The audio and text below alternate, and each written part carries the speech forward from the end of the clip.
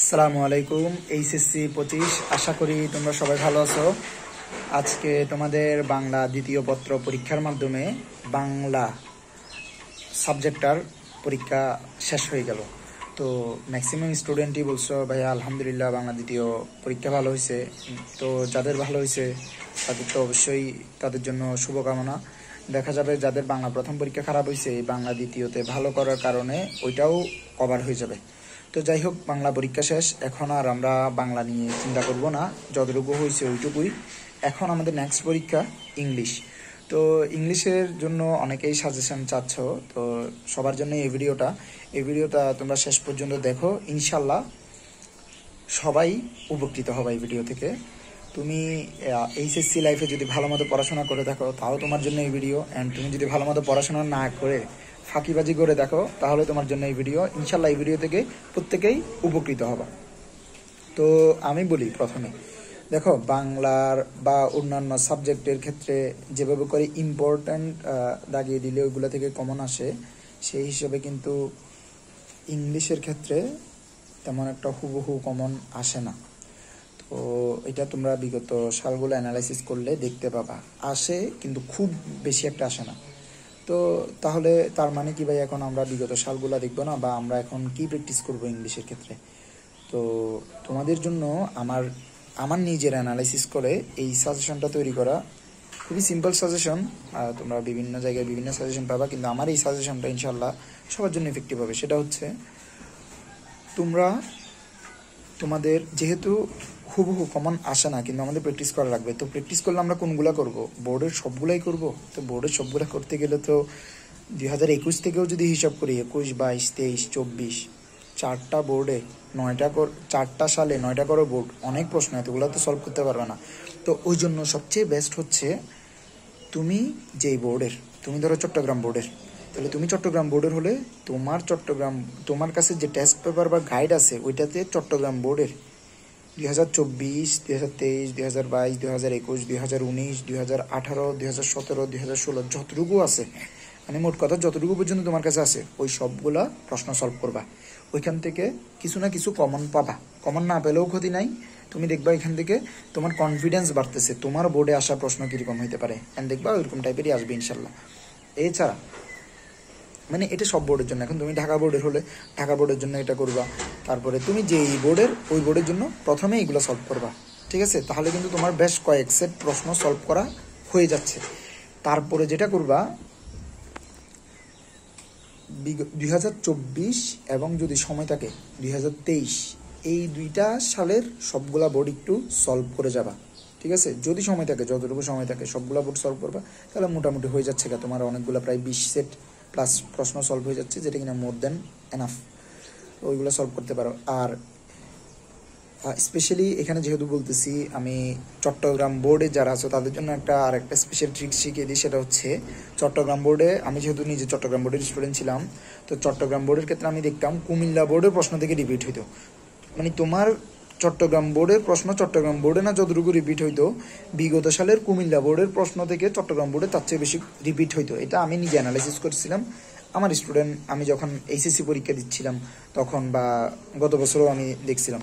তো তোমাদের জন্য এবছরও এটা আমার সাজেশন থাকবে যে তোমরা স্পেশালি চট্টগ্রাম বোর্ডে যারা আছো তারা কুমিল্লা বোর্ডেরও 2016, 17 যতটুকু আছে, যদি 16 না থাকে সমস্যা নেই, 17, 18তে কুমিল্লা বোর্ড যে সেটা ছিল এটা, 19, 21, 22, 23, 24 যা ছিল সব সলভ করবে, ঠিক আছে? কুমিল্লা বোর্ড তোমাদের ফার্স্ট প্রায়োরিটি হবে, প্রথমে চট্টগ্রাম বোর্ডের সব সলভ, এরপর কুমিল্লা বোর্ডের সব সলভ, তারপর হচ্ছে 2024, তারপরে যদি সময় থাকে 2023, ঠিক আছে?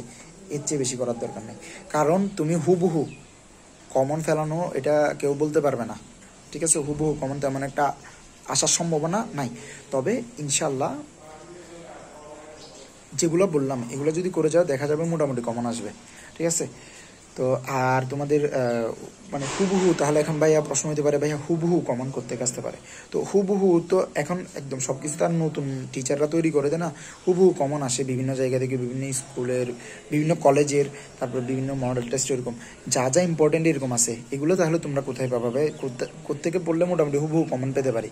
তো সেগুলো আমি আমাদের মিডিয়া আওয়ার গ্রুপে, তারপরে মিডিয়া আওয়ার বাই রিয়াদুল ইসলাম যে টেলিগ্রাম চ্যানেলটা আছে বা টেলিগ্রাম গ্রুপটা আছে, ওই গ্রুপে দিচ্ছি, তোমরা ওইখানে সবাই অ্যাক্টিভ থাকিও। সবাই ওইখানে যেগুলো আমি সাজেশন দিচ্ছি, আমি বিভিন্ন অভিজ্ঞ টিচারদের থেকে কালেক্ট করে তোমাদেরকে দিচ্ছি বা আমার নিজে থেকে দিচ্ছি, ওইগুলো পড়িও ইনশাল্লাহ দেখা যাবে ওইখান থেকে কমন আসবে। আর যারা আমার 1-to-1 মেন্টরশিপে আসো, পার্সোনাল মেন্টরশিপে যারা আসো, তাদের তো কোনো চিন্তা নাই, তাদেরকে তো সব কিছু আমি রেডি করে দিচ্ছি ইনশাল্লাহ। বাংলাতেও যেভাবে কমন পাইছো দেখা যাবে ইংলিশেও ওইগুলো থেকে কমন পাবা। তো 1-to-1 মেন্টরশিপে এখনও দেখা যাচ্ছে এইচএসসি 25-এর অনেকে জয়েন হচ্ছ, এটা ভালো লাগছে। তো এখনও স্টুডেন্টরা জয়েন হচ্ছে, তো কেউ যদি জয়েন হতে চাও জয়েন হতে পারো। তোমার এই এইচএসসি চলাকালে, এখন যে তোমার এইচএসসি পরীক্ষা চলতেছে, এই এইচএসসি পরীক্ষার সময় জুড়েই, কারণ তোমার এই যে এইচএসসির সময়গুলা, তোমার প্রতিটা পরীক্ষার আগে 2 দিন বন্ধ, 1 দিন বন্ধ, বা কোনো পরীক্ষার আগে 4-5 দিনও বন্ধ আছে।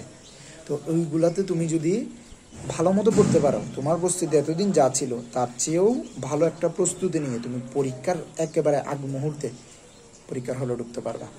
মানে তোমার কনফিডেন্স অনেক বেড়ে যাবে, দেখা যাবে তোমার পরীক্ষায় কমনও আসবে, তুমি ভালো রেজাল্টও করবা। দেখা যাবে তুমি যে এখন একটা মানে যে পয়েন্ট আশা করতেছো, দেখা যাবে তার চেয়েও ভালো পয়েন্ট নিতে পারবা যদি তুমি ওই টাইমগুলা, এই যে এখন পরীক্ষার সময়ের ভিতরে টাইমগুলা ভালোভাবে ইউটিলাইজ করো। আর তো তোমরা এগুলো ভালো মতো ইউটিলাইজ করতে চাইলে, তো যারা চাও আমার 1-to-1 পার্সোনাল মেন্টরশিপে জয়েন হতে পারো। অলরেডি আমার স্টুডেন্টরা আছে, আর এখনও জয়েন হচ্ছে, তোমরাও জয়েন হতে পারো ইনশাল্লাহ। বেস্ট হবে। যারা আগে থেকে আমাকে চেনো তারা তো জানো আমার মেন্টরিং কেমন। তো তোমরা জয়েন হতে চাইলে আমি এই ভিডিওর কমেন্টে কিংবা ডেসক্রিপশনে কীভাবে করে মেন্টরশিপের বিস্তারিত কিংবা ভর্তি হবা কীভাবে, ওইটা জানিয়ে দিব, কোথায় যোগাযোগ করবা। আর তোমরা চাইলে জয়েন হয়ে যেতে পারো, ইনশাল্লাহ ভালো কিছু হবে।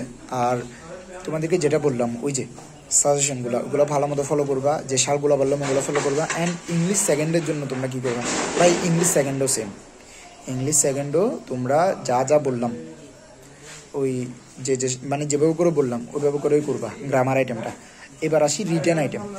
তো রিটেনের ক্ষেত্রে মানে রিটেন পার্টের জন্য কী করবা, তো রিটেন পার্টের জন্য রিটেন পার্ট কমন আসে। তো রিটেন পার্টে আমি বলবো প্রথমত তোমাদের এখনও সময় আছে, মানে যথেষ্ট সময়, 1 দিন বন্ধ থাকলে মাঝখানে দেখা যায় তুমি 10 ঘন্টার মতো রিটেনের সময় দেওয়ার চেষ্টা করো। রিটেন পার্ট যেটা আছে ওইটাতে তুমি তোমার বিগত সালগুলোতে যে প্রশ্নগুলো আসছে সবগুলা টেস্ট পেপার বা গাইডের মধ্যে যা দেখবা, প্রত্যেক বোর্ডে যে প্রশ্নটা আছে একবার করে পড়ে যাও, অন্তত পক্ষে 1বার বা 2বার। তুমি তো আগে পড়ছো, এমন না যে একদমই পড়ো নাই, ঠিক আছে? ওগুলো পড়ে যাও। আর যারা একদমই পড়ো নাই তারা আমরা যে সাজেশনগুলো দিচ্ছি বা আমি মেন্টরশিপের মধ্যে যে সাজেশনগুলো দিব ওগুলো পড়ে যাও, ইনশাল্লাহ কমন আসবে, এটুকু ভরসা রাখতে পারো। তো রিটেন কিন্তু কমন আসে, তো ভালো মতো পড়ো, রিটেনে সময় দাও। সুন্দর মতো পরীক্ষার হলে রিটেন লিখে দিবা, একটু কালারিং পেন ইউজ করবা, যেখানে যা ইউজ করা দরকার, খাতা পরিষ্কার রাখবা, দেখবা ইংলিশও তোমার ভালো রেজাল্ট হবে। তো এই তো, সবার জন্য দোয়া রইল, সবার জন্য শুভকামনা রইল। আসসালামু আলাইকুম।